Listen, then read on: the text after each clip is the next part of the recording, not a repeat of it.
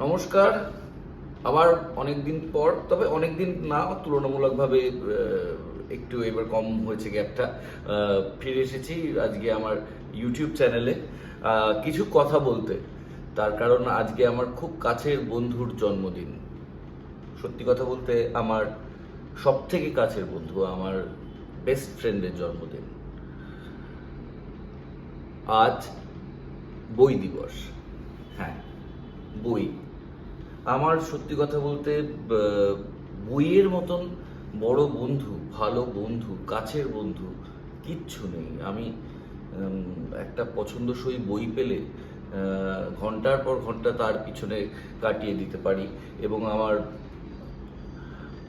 আমার পড়তে এতটাই এন্টারটেইনিং লাগে। কিন্তু এটা শুরুটা হয়েছিল আশ্চর্যভাবে, সেটাও বলি। আমি বাংলায় খুবই দুর্বল ছিলাম। আমি অন্যান্য সাবজেক্টে ভালো করলেও বাংলায় খুবই খারাপ করছিলাম। আমি তখন একটি ইংরেজি মাধ্যম স্কুলে পড়ি এবং আমার বাংলা রেজাল্ট কিছুতেই মন মতো হচ্ছিল না। আমি বাংলায় খুবই পিছিয়ে পড়ছিলাম। এবার মা আমার সঙ্গে এক ধরনের ট্রিক করে। ট্রিকই বলবো, কিন্তু খুব লাভদায়ক একটা ট্রিক, যেটা আমার জীবনে পরবর্তীকালে কাজেই লেগেছে। সেটা হচ্ছে, মা আমাকে দুপুরবেলা গল্প বলা শুরু করলো। বাংলা বই পড়ে পড়ে গল্প শোনাতো, বাচ্চাদের গল্প, শিশু সাহিত্য থেকে। তো অর্ধেক পড়ে যখন গল্পটা এক্সাইটিং, তখন মা হাই তুলে বলতো আমার ঘুম পেয়ে গেছে, আমি ঘুমোতে গেলাম। আমি শত অনুরোধ করা সত্ত্বেও বাকিটা আর পড়তো না, বইটা উল্টে রেখে ঘুমিয়ে পড়তো।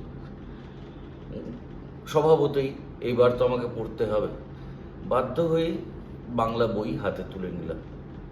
সেই যে তুলে নিলাম, সেই বই আর নামানো হলো না। এবং আমার তাতে কোনো দুঃখ নেই। আমার জীবনের প্রচুর অর্থ আমি ব্যয় করি বইয়ের পিছনে। সিনেমা দেখার পিছনে প্রচুর ব্যয় করি, আর বই পড়ার পিছনে আমি প্রচুর অর্থ ব্যয় করি, এবং এতে আমার কোনো দুঃখ নেই। এটা আমার কাছে পেট্রোলের মতন। এবং আমার জীবনের বিভিন্ন সময়ে বিভিন্ন বই এমন এমন ভূমিকা নিয়েছে, বুকে চেপে ধরে রাত কাটিয়েছি, হেসেছি, কেঁদেছি বইগুলোর সাথে। কিছু সাহিত্যিক চিরজীবনের মতো সঙ্গী হয়ে গেছে।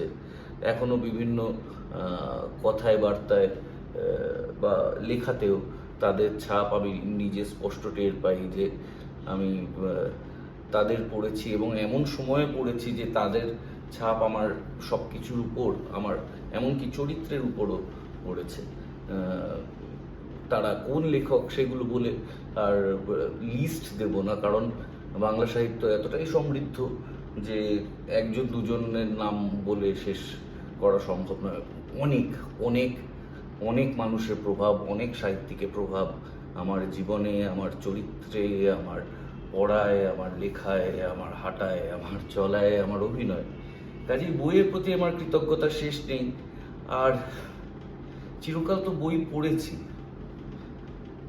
জীবন আমাকে সব থেকে আশ্চর্য করে দেয় যখন আজকাল দেখি যে হঠাৎ করে আমারও 5টা বই হয়ে গেল। মানে গত 15 বছর বাংলা সাহিত্যে সামান্য সেবা করেছি, এবং তার জন্য আজকে আমার 5টা বই হয়ে গেছে, যা 2টো দেশের এবং 3টে সপ্তর্ষির। যখন বইমেলায় বসে বই সই করি, আমার খুব আশ্চর্য লাগে। কারণ এক সময় আমি লাইন দিয়ে সুনীলবাবু এদের সই নিতাম। আর আমি ছোটবেলা থেকে বড় হওয়া অবধি সাহিত্যিকদেরই চোখের সামনে দেখেছি। আমি নবারুণ ভট্টাচার্যর কোলে পিঠে বড় হয়েছি, আমি মহাশ্বেতা দেবীকে সামনে থেকে দেখেছি। তো আমার কাছে স্টার বলতে সবসময় সাহিত্যিকরা ছিল, এবং আমি নিজে বই লিখে ফেলেছি, এটাই আমার কাছে একটা আশ্চর্য। কাজেই বইয়ের সাথে সম্পর্ক আমার ফুরোবার নয়, বরং তা আরও আরও দৃঢ় হবে, দৃঢ় হতে থাকছে।